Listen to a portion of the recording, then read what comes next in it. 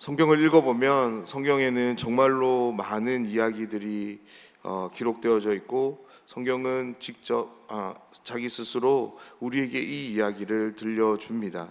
그런데 이 많은 이야기들을 주제별로 한번 정리해보면 네 가지로 정리할 수 있는데요.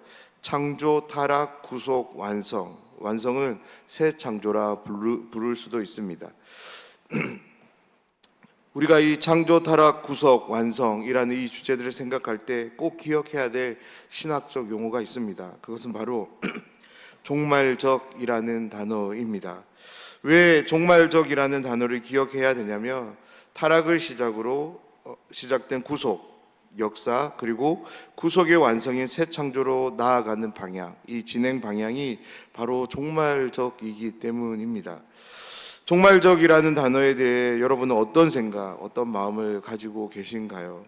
종말적은 물자적으로만 보면 세상의 마침, 세상 역사가 끝나는 어떤 시간을 말하는 것 같습니다. 그런데 우리가 더 중요하게 생각해야 되는 개념이 있습니다. 그것은 시간적인 개념이 아니라 이 종말을 이끄는 주체가 누구인가에 대한 개념입니다. 그렇습니다. 종말적이라는 의미를 바르게 알기 위해서는 시간적인 개념을 아는 것도 중요합니다. 그런데 누구에 의해서 시작되고 맞춰지는가를 아는 것이 더 중요하다. 이것이 성경의 증언입니다. 사랑하는 여러분, 종말을 이끄는 주체가 누구일까요? 그것은 바로 예수 그리스도입니다. 예수님에 의해 종말은 시작되고 예수님에 의해 이 종말은 완성될 것이기 때문입니다. 제가 왜 종말에 대한 말씀을 드렸냐면, 오늘 우리가 살펴보게 되는 요한계시록 6장의 말씀이 바로 이 종말적인 상황이 시작되는 말씀이기 때문입니다. 오늘 말씀을 통해 특별히 봉인된 두루마리를 손에 잡으시고 인을 떼시는 모습을 통해 장차 오실 재림의 예수님이 어떤 분이신가를 분명히 알아가는, 확인하는 시간이 되길 소원합니다. 또한 인을 떼는 심판의 상황 속에서 우리 신자들은 무엇을 신뢰하고 붙들어야 하는지를 깨닫는 은혜가 있기를 간절히 소원합니다. 보좌 위에 앉으신 이의 오른손 위에 놓인 두루마리를 어린 양이 취하셨습니다. 그러자 보좌를 둘러싼 네 생물과 24장로들은 아멘과 함께 엎드려 경배합니다. 그리고 요한에게 새로운 계시가 주어지는데요. 오늘 1절 말씀입니다. 내가 보매 어린 양이 7인 중에 하나를 떼시는데 그때 내가 들으니 네 생물 중에 하나가 우레소리 같이 말하되 오라 하기로. 아멘. 종말적 정황이 어린 양, 십자가에서 승리를 이루신 예수 그리스도, 그분께서 인을 떼심으로 시작합니다. 요한은 자신이 본 것과 들은 것에 대해 자세히 설명하기를 시작하는데요. 먼저 그가 본 것은 어린 양이 7인 중에 하나를 떼는 것을 보았습니다. 그러자 그때 인봉이 떼어지는 그때 요한은 음성을 또한 듣게 되는데요. 그 음성은 다름 아닌 네 생물 중에 하나가 내는 소리로, 그 소리는 마치 우레소리, 천둥소리와 같았다고 합니다. 네 생물 중 하나가 내는 소리에 대해 우레소리로 표현한 이유는 그가 내는 소리의 권위를 보여주기 위함입니다. 다시 말해서 네 생물 중 하나가 말하는 소리가 우레소리가 될 수 있는 것은 이 생물이 크고 위험스럽게 말을 했기 때문이 아니라 그가 바로 하나님의 종말적 상황을 전하는 메신저 역할로 이야기하고 있기 때문입니다. 그 소리의 내용은 바로 오라입니다. 그렇다면 네 생물 중 하나는 누구를 향해 오라라고 말하는 것일까요? 바로 2절에 나오는 대상인데요. 2절 말씀을 보면 이에 내가 보니 흰 말이 있는데 그 탄 자가 활을 가졌고 면류관을 받고 나아가서 이기고 또 이기려고 하더라. 2절 말씀을 시작으로 8절까지 말씀을 보면 모두 네 색상의 말과 그 말을 탄 기사가 소개됩니다. 그런데 이 말씀들을 바르게 해석하기가 쉽지 않습니다. 그래서 바른 해석을 할 수 있도록 몇 가지를 제가 소개해 드리려고 하는데요. 그리고 계속적으로 말씀을 나누도록 하겠습니다. 먼저 2절부터 8절에 나오는 네 색상의 말과 기사들에 대해 대부분의 신학자들은 부정적인 해석을 합니다. 왜 그들이 부정적인 해석을 하냐면 세 가지 이유 때문인데요. 먼저 인봉을 떼는 행위가 하나님의 심판 계획이 단계적으로 펼쳐지는 것을 보여주기 때문입니다. 무엇보다 첫 4개의 인봉, 그러니까 1절에서 8절의 계시의 말씀들은 세상에 대한 하나님의 징계적 성격을 가지고 임봉이 떼어지면서 재앙이 시작되는 구조이기에 이 말씀을 우리는 부정적으로 해석해야 됩니다. 두 번째는 내 색상과 말과 기사 이후에 나오는 성도들의 기도를 볼 때 9절에서 11절 말씀을 보면 이제 다섯째 임봉이 떼어질 때 특별히 10절 말씀을 보면 순교자들이 제단 아래서 우리 피를 갚아주지 아니하시기를 어느 때까지 하시려니까 라는 그런 절박한 기도를 하나님께 드리고 있는 것을 보게 됩니다. 이 순교자들은 바로 2절에서 8절에 나오는 기사들에 의해 죽임을 당한 성도들입니다. 그래서 이 말씀을 우리는 부정적으로 재앙으로 해석할 수 있습니다. 마지막 세 번째는 오늘 우리가 살펴보게 되는 이 말씀 이후에 진행되어지는 여섯째인, 일곱째인, 그리고 나팔 심판, 대접 심판 등 하나님의 예수 그리스도의 계시가 진행되면 진행될수록 심각하고 광범위한 재앙들이 연출되기 때문에 이러한 일련의 흐름을 통해서 내 말과 기사의 재앙의 기사를 우리는 재앙의 초기 단계로 보고 부정적으로 해석할 수 있어야 합니다. 이러한 내용을 기억하는 가운데 2절 말씀부터 한번 보도록 하겠습니다. 2절 말씀을 보면 흰 말과 기사에 대한 소개입니다. 우리는 일반적으로 그리고 흰색을 생각하면 승리, 순결을 떠올리기 쉽습니다. 그래서 어떤 사람들은 이 기사를 예수 그리스도, 그 복음의 승리로 해석합니다. 이것은 정말 문자적인 해석인 거죠. 그런데 만약에 우리가 이렇게 문자적으로만 해석한다면 이 본문의 말씀을 바르게 해석하는 것이 아니게 됩니다.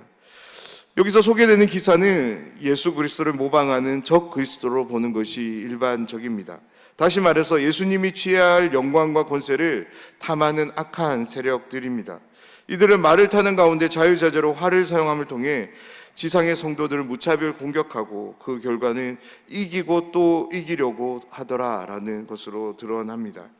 둘째인을 때는 둘째 생물이 부른 자는 붉은 말을 탄 기사인데요. 4절 말씀을 보면 이에 다른 붉은 말이 나오더라. 그 탄 자가 허락을 받아 땅에서 화평을 제하여 버리며 서로 죽이게 하고 또 큰 칼을 받았더라. 붉은색은 이제 피와 전쟁을 상징합니다. 붉은 말을 탄 기사로 인해 무엇이 발생되냐면 바로 전쟁, 폭력과 같은 상황이 벌어지며 이로 인해 인간들은 분열을 겪게 됩니다. 셋째 인을 때는 생물이 부른 기사는 검은 말을 탄 기사입니다. 검은색은 기근과 결핍을 상징합니다. 그런데 이 기사의 손에 들린 것이 특이한데요. 무엇을 가지고 있냐면 저울을 가지고 있습니다. 저울은 공평을 의미한데요. 이 기사는 공평을 의미하는 이 저울을 오용해서, 다시 말해서 이 기사는 어떤 상황을 일으키냐면 경제적 불균형과 식량 부족으로 인해 극심한 기근의 상황을 지상의 사람들에게 안겨다 주는 것입니다. 마지막으로 넷째 인을 때는 생물이 부른 기사는 청황색 말을 탄 기사입니다. 청황색은 창백하고 병든 색으로 바로 죽음과 부패를 상징합니다. 8절 말씀을 보면 내가 보매 청황색 말이 나오는데 탄 자의 이름은 사망이니 음부가 그 뒤를 따르더라.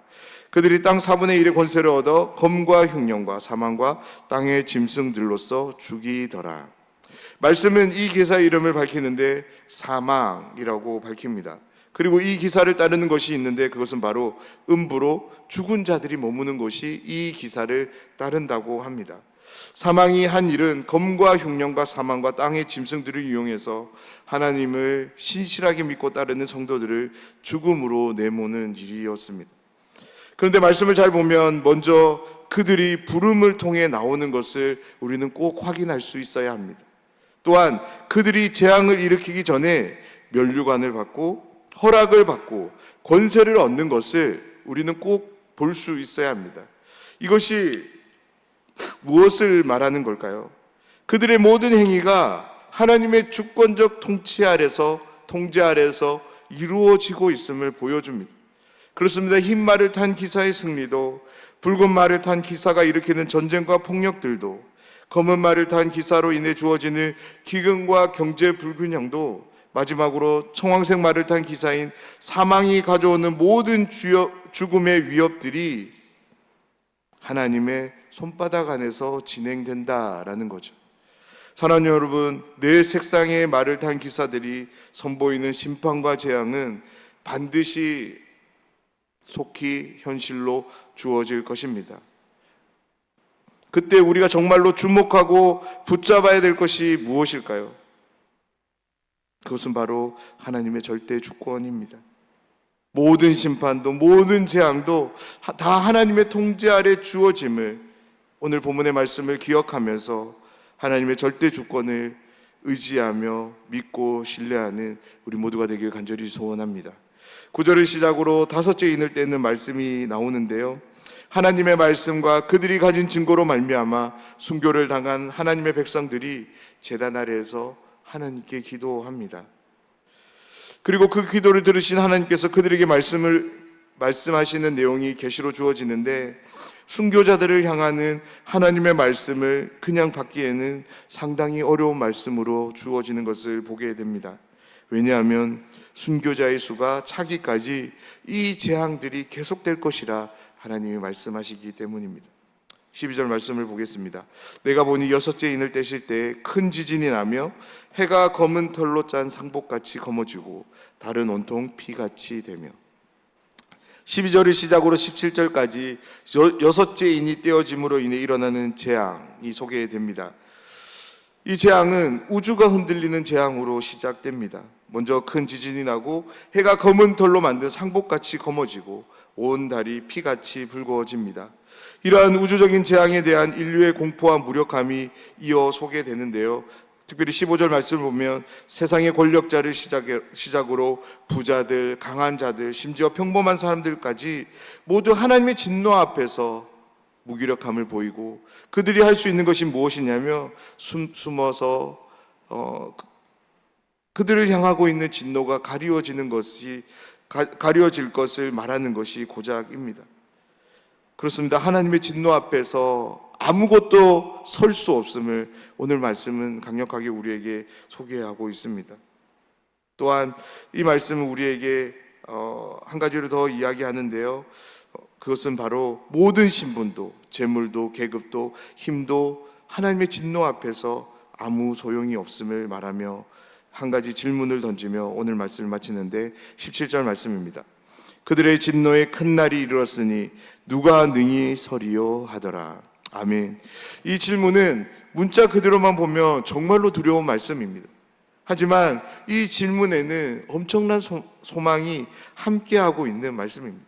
왜냐하면 종말적 상황에서 주어지는 심판은 세상을 향한 심판입니다. 성도를 향하는 심판은 결코 아닙니다.